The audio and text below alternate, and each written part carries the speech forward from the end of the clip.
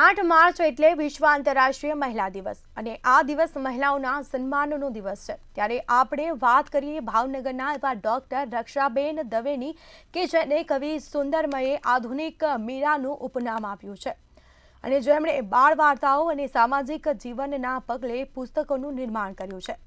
રક્ષાબેન દવે પોતાનું જીવન એકલા વ્યતીત કર્યું છે, જેમાં સમાજના પગલે રક્ષાબેન દવેનું યોગદાન ખૂબ જ રહ્યું। રક્ષાબેનની દવેની સાથે મંતવ્યો સાથે ખાસ વાતચીત કરી હતી। ચાલો જાણીએ રક્ષાબેનની જિંદગીના સફર વિશે।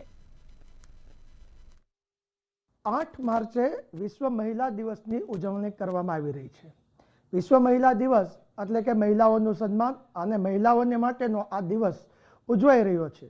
ત્યારે ભાવનગરના જ આધુનિક સમયના મીરાબાઈનું બિરુદ પામેલ ડૉક્ટર રક્ષાબેન દવે સાથે આજે આપણે મુલાકાત કરશું, જેમને ગુજરાતી ભાષા માટે, માતૃભાષા માટે ખૂબ જ પોતાનું યોગદાન આપ્યું છે। બેન, મંતવ્ય ન્યૂઝ ચેનલમાં આપનું સ્વાગત છે। ખાસ કરી વાત કરીશ તો ગુજરાતી ભાષા જેને લઈને આપનું જીવન સમર્પણ કરી દીધું છે, અનેક કવિતાઓ લીખી છે અને ગુજરાતી ભાષાને આપે એવી સરળ બનાવી છે કે લોકો પણ તમને મીરાબાઈનું બિરુદ આપ્યું છે। શું કહેશો, આ કારકિર્દી કેવી રીતના શરૂ કરી અને આપે આ ગુજરાતી ગાથાની શરૂઆત ક્યાંથી કરી?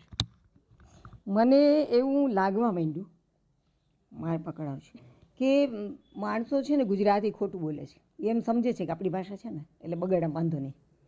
હું ભણાવું છું કોલેજમાં, તો છોકરાઓ ભણતા હોય છે, હું છોકરીઓની કોલેજમાં હતી, પહેલાં છોકરાઓની કોલેજમાં હતી, તો એ આમ ચોપડીનું એક પાનું વાળી નાખ્યું હોય।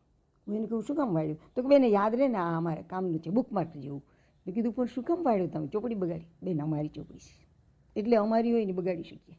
અમારા ઘરની સામે કોઈક માણસો રહેતા હતા, તો એ માણસ એની પત્નીને મારતો હતો। પછી હું એને કહું ને, ભાઈ મરાય નહીં, કંઈ મરાય નહીં કોઈ દિવસ। મને બેન મારી પત્ની છે। એટલે એ જ મેન્ટાલિટી આ ભાષા બગાડવામાં કામ લાગે છે। લોકો સમજે છે કે આપણી ભાષા છે ને એટલે ગમે તેમ બોલાય, પણ એવું ન હોય। નિયમો હોય ને એ નિયમોને પાળીને બોલાય। નિયમો ન હોય ને તો અકસ્માત થઈ જાય। ડાબે ચાલો એવો નિયમ ન હોય તો જેને જેમ ગમે એમ ચાલે તો અકસ્માત થઈ જાય। પણ નિયમ છે કે ડાબે ચાલો, પેલો સામેવાળો ડાબે ચાલશે ને આપણે ડાબે ચાલશું તો અકસ્માત નહીં થાય। એટલે આપણી ભાષામાં નિયમો છે અને માણસો એવું ખોટું સમજે છે કે આપણી ભાષા અઘરી છે, વાસ્તવમાં અંગ્રેજી જ અઘરું છે। મેં 80-82 મોટા મોટા પુસ્તકો લખ્યા છે, તો એની અંદર 15 પુસ્તકો તો કવિતાના જ છે અને એની અંદર બાળકોના બાલકાવ્યોના પુસ્તકો તો કેટલા હશે, કુલ 25 જેટલા હશે બાલકાવ્યો અને બાલવાર્તાના પુસ્તકો। એટલે લોકો મને બાલકાવ્યો ખાતે અને બાલવાર્તા ખાતે મૂકી દીધી છે મને, જેથી કરીને હું એ લોકોને આડી ના આવું। બાકી મેં તો બાલકાવ્યોનું કામ ઓછું કર્યું છે, મોટાઓનું જ કામ વિશેષ કર્યું છે। પણ બાલકાવ્યોને એટલા સરસ લખાણા, બાલવાર્તા એટલી સરસ લખાણી કે મને ગુજરાત સાહિત્ય અકાદમીએ ગીજુભાઈ બધેકાનો એવોર્ડ આપ્યો, સુવર્ણચંદ્રક આપ્યો। એટલે એ કામે મેં બહુ કર્યું, આ કામે મેં બહુ કર્યું। બેન, આપને મીરાબાઈનું, આધુનિક સમયના મીરાબાઈનું પણ બિરુદ મળ્યું, ભાવનગરના મીરાબાઈ તરીકે પણ બિરુદ મળ્યું છે। કોને આપ્યું આ ઉપનામને? ક્યારે આપને મીરાબાઈ? કવિ સુંદરમે મને આધુનિક મીરા કહી।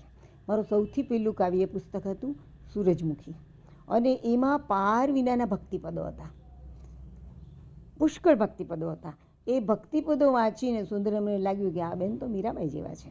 પછી પાછું કહ્યું કે તમારી ઉપર મીરાનો પડછાયો નથી, તમે મીરાની જેવું લખતા નથી, નરસિંહ જેવું લખતા નથી, તમે તમારી જેવું જ લખો છો, પણ અમને મીરા યાદ આવે, આવું સરસ લખો છો। એમણે મને મીરાબાઈનું બિરુદ આપ્યું છે, આધુનિક મીરા।